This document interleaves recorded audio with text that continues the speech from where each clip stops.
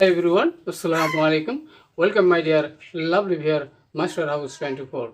I am Mohammad Mukhtar Hussain, ইংলিশের Mohammad Ali academy. সবাইকে স্বাগতম, শুভেচ্ছা এবং অনেক অনেক ভালোবাসা জানিয়ে তোমাদের জন্য অত্যন্ত ইম্পর্টেন্ট এবং ইন্টারেস্টিং টপিকস নিয়ে আলোচনা করব। সেই বিষয়টি তোমরা যারা 6 থেকে 12 ক্লাসে রয়েছো এমন একটি বিষয় কমন রয়েছে। সেই বিষয়টি কি? সেই বিষয়টি gap filling super tips with clues or cloze how to solve in English grammar. তোমরা যারা আমার চ্যানেলে নতুন হয়েছো অবশ্যই চ্যানেলটি সাবস্ক্রাইব করবে তোমাদের নিত্য নতুন ভিডিও নিয়মিতভাবে পেতে চাইলে। আর যারা সাবস্ক্রাইব করতো thank you so much. So now go to our whiteboard. Try to understand today's lesson gap filling super tips, gap filling activities with clues, how to solve, how to use in English grammar. So get start.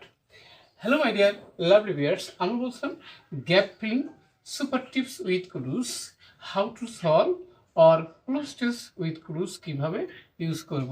আমাদের ধারাবাহিক class হচ্ছে বন্ধুরা episode 60 অর্থাৎ 60তম ভিডিওটি।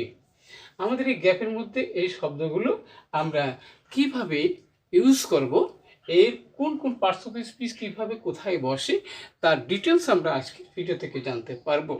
তোমরা যারা SSC final বা HSC তোমরা পরীক্ষা দেবা 2024 সাল, তাদের জন্য ভেরি ভেরি ইম্পর্টেন্ট।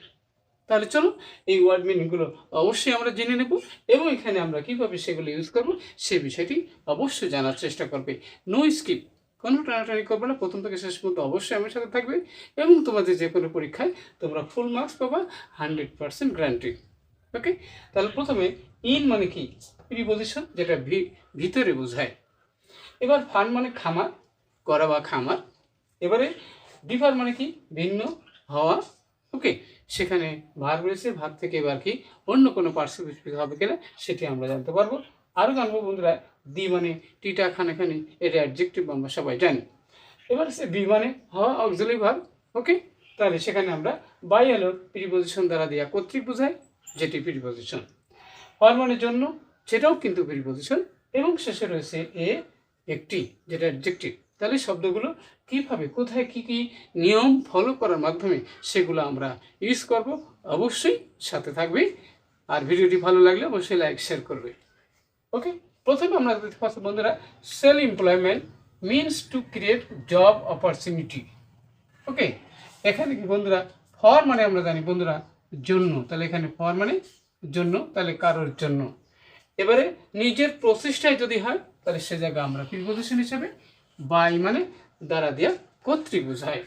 এবার ভেরিয়াস গভর্নমেন্ট অর্গানাইজেশন, এখানে বন্ধুরা বিভিন্ন প্রতিষ্ঠান রয়েছে, এখানে ভাবে টাইম রয়েছে, তাহলে বিভার এবারে এমিদার কোনটা হবে?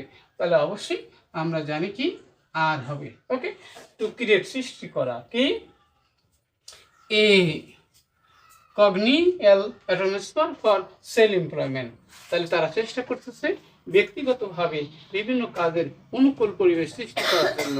ওকে, তারপরে আমরা যাবো বন্ধুরা সেটা কি, এখানে বলতেছে দি এনজিও, তাহলে দি এনজিওস মানে কি? এই এনজিওগুলো have also render their help, তাহলে তারা কিন্তু বিভিন্ন এনজিও সংস্থা আছে, তারা তাদেরকে মানে স্বাবলম্বী কাজের জন্য তারা আর্থিক সাহায্য করে। লাইভ স্টক রেয়ারিং, এবারে এগ্রিকালচারাল কৃষি বিষয়ক কি ফার্মিং, FARMING, তাহলে আমরা জানি ফার্ম থেকে ফার্মিং অর্থাৎ কৃষি বিষয়ক কার্যক্রম। পোল্ট্রি রেজিং আর সাম অফ দি সেক্টর, তাহলে এখানে সাম অফ দি সেক্টর, এই সেক্টরের মধ্যে এগুলো আমরা দেখতে পারি। দেয়ার আর মেনি অপরচুনিটিস, অনেকগুলো সুযোগ সুবিধা আছে। কেসে এবারে ফর কি?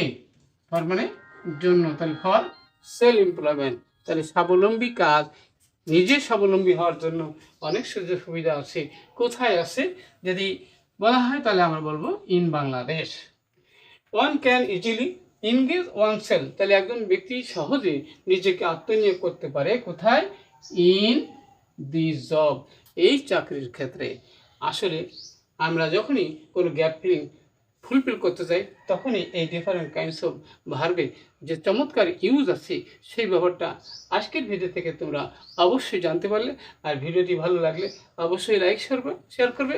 আর কি বিষয় ভিডিওতে দ্রুত কমেন্টস করে জানিয়ে দাও। কোথায় সমস্যা থাকলে অবশ্যই জানাতে বলবে না।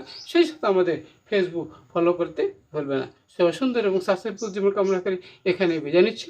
আল্লাহ হাফেজ।